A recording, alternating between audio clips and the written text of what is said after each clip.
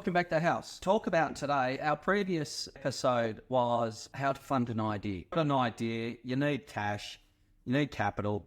How do you go about it? So with today's episode, what we're going to talk about, funder. What are they looking? We know what we want. We just want money. But what are the buttons that we need to push so they say yes and are prepared to hand over the cash? Great question, Ben. Now, I've been lucky enough to be on the other side of the equation, being a seed capitalist, as in funding business ideas, okay? Yep. So, put everything in perspective, they say about 95% of startups fail. That's just a blanket rule. But no, failed in, what do you mean, the first year or? So, you Okay. and this is startups that have been funded. Oh, so they're funded and they fail. within 12 months, they're on. Gone. 95%. So the investors have lost their money. Correct. Is it that high, 95%? That high. People say as high as 98. Oh, okay. So that's why they're really careful. So I'm being conservative, 95%. Correct. Okay. Yep. Correct. And as we've discussed in previous podcasts, there are thousands of people who've got the greatest ideas in the world. Okay? So there's so many opportunities out there for a funder to fund a business or a venture. Yes. We, like anyone, don't want, so putting a funding hat on, okay. We, like everyone, don't want to lose our money. We want to reduce the amount of risk as much as we can. Knowing full well, a 95% will fail. Having said all that, we look at the entrepreneur, the people behind the business. We look at their backgrounds. Have they built businesses before and succeeded, exited and succeeded? Have they had successful careers? Are they building a business in an area, in an industry that they have worked in, that they've got experience in, that they know what they're talking about? Mm-hmm. It's very critical because effectively you're funding the person. Yes. You're funding the capability of that person to execute what he says. Mm-hmm. So if that person, you make a very quick judgment that he's all talk and no substance, well, you're not going to fund it. But is trust important? Trust is everything in life, but very much so in this as well. So you have to have, your gut feel has to be at a stage where you say, okay, I trust this guy that he's going to first have the experience, capability to succeed in what, or do as he says. But trust, it's a big word, you're giving him money, funding. He can ultimately do what he likes with it. What stops him going to races and punting it? So you have to trust that he's going to do what he says he's going to do with that money. But I've signed an agreement with you. Yeah, it means not much an agreement. It means something, but not much. Okay. Okay? My legal background, it means not much in reality. Okay. So trust is extremely important. So if the entrepreneur doubtful vibes or bad vibes, well, you're not going to fund him. No way. Yeah.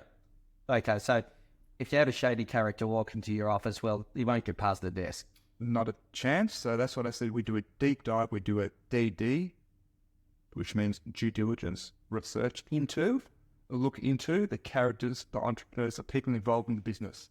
So in your case, or in any case, it's very valuable to get experts in the field involved in the business. Maybe not as the directors, owners of the business, but on the board of directors or somehow involved in the business, so you can put them in a slideshow and say, okay, this guy is a professor of you're saying renewable energy at a recognized university. You go, okay, that gives credentials, that gives credibility, because he wouldn't have lent his name to your business should he think the idea won't work. But you also have to prove that he's actually involved, because there's a lot of people that are unethical and lie, and put all these different people involved. The highest people in industries, they put them on their deck in the slideshow and say they're involved in business. In reality, they're not involved at all. So you got to comes down to trust. So you got to ask the question: if you have a Professor Smith involved in your business, in your deck, perhaps even call up Professor Smith. To communicate with you, say, okay, so you're involved in this, ask him a couple of questions. If he goes, I have no idea what you're talking about, it's across straight away. There are so many people that lie. You got to be wary of that, and people know that. Okay? So look at the entrepreneur. Look at the market as in itself. What is the capability of a market? So you say this business potentially could be worth $1 million, right? But if the market in itself is only worth $10 million, you're not going to get 100% of the market. No one's going to get 100% of that market. You know? And I suppose what is a valuation with is really another episode. Actually, we'll probably talk about that in the next episode, because you see these crazy valuations. You do. And how they arrive at these figures. Are there competitors in the market? Okay. How are they succeeding or otherwise? Is it good if there's no competitor in the market that you're directly up against? Or yes and no. Can that be a negative as well? So the positives are, potentially you're the first market participant and you're trying to achieve whatever it may be, and you can get first market, you can grow, get a larger market share because you're the only participant. Yes, you get that for sure. The downside is the risk involved is the unknown.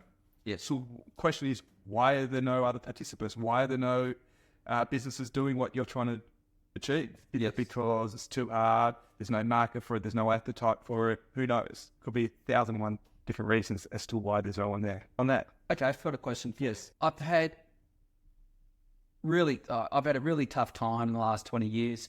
I've had a few businesses that have failed. Yeah. So my credit rating's not the best out there. I've been bankrupt once. I really lost everything, and I've bounced back because I've come back, I've learnt my mistakes, and I'm back better than ever. Will that affect me? Well, being upfront about it is a positive, right? Okay. Everyone has, I'm already concerned. Yeah. As a funder, well, you would be concerned because, path, you'd have to consider as to why. You'd ask a lot of questions. Right. It is definitely not a positive. Yes. You'd have to question it. Because it wasn't my fault. It's never your fault. No. No. It's never anyone's fault. Yes, it is. Yeah. Always is. Yeah. Okay. Now, I may sound tough. I may sound strict. I may sound quite... but it's their money. It's their money. Oh, that's your money in this case. So we are, as a funder, handing over cold, hard cash, funds, money to this individual. You don't want to lose that. You don't want to lose it. I suppose this comes back to, as you said earlier, you have hundreds of these coming back a week. Yes. Okay, so if there's any question about I'm just going to shred it. Absolutely. Because there's why bother? So many opportunities. Correct. And why bother wasting any time in asking additional questions or even speaking to the person when you've got all these other opportunities out there, potentially less risky opportunities? Because a funder they're not funding because they're nice people. They want to make money and they're shrewd as anything. Yeah. Just remember that. They're not doing you a favour. At all. Well, they are. They're giving you funding. Yeah. Sure. But they're going to take everything. Cops. Yeah, big cops. They're going to take everything and more from you for the privilege. Okay. Is it impossible to find money if you've been bankrupt? It's not impossible. It's more difficult. A bit more difficult. But it's not impossible. It's not impossible. More than a bit more difficult. It is more difficult. Okay. Yes.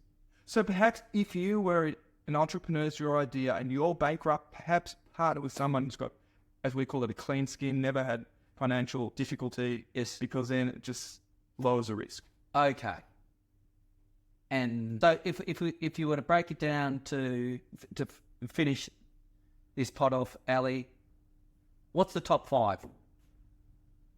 Entrepreneur, about the people involved in the business. The market capability. Yep. As in the market opportunity. It's reach. Yeah. Reach is their appetite for what you're trying to achieve. Yes. Be it whatever it may be. Yep. Product or service. And ultimately, do we, the funder, feel as though it can succeed, but not just succeed, can it achieve great heights? And can I trust you with my money? Yeah, so that's the deep dive into the people involved, entrepreneur. Yep. Yeah, because if you don't trust anyone, well, you won't deal with them. So, and if I may add, you've only got one opportunity to deal with that particular funder. Yeah. You can't just go back to, sorry, I didn't present as well as I wanted to. Can I present to you again? No, not going to happen. won't waste their time. No. So before you present, before you communicate with him at all, send an email, call, whatever it may be, you have to be 100% confident in your ability and your presentation. We hope that helps you for seeding your next amazing idea. And the world needs amazing ideas. Thank you for watching us. Subscribe, guys, and tell us what you'd like. If you have something that you would like us to discuss, we'd love to hear from you. Really important. Right. Have a great day. Thank you. Bye.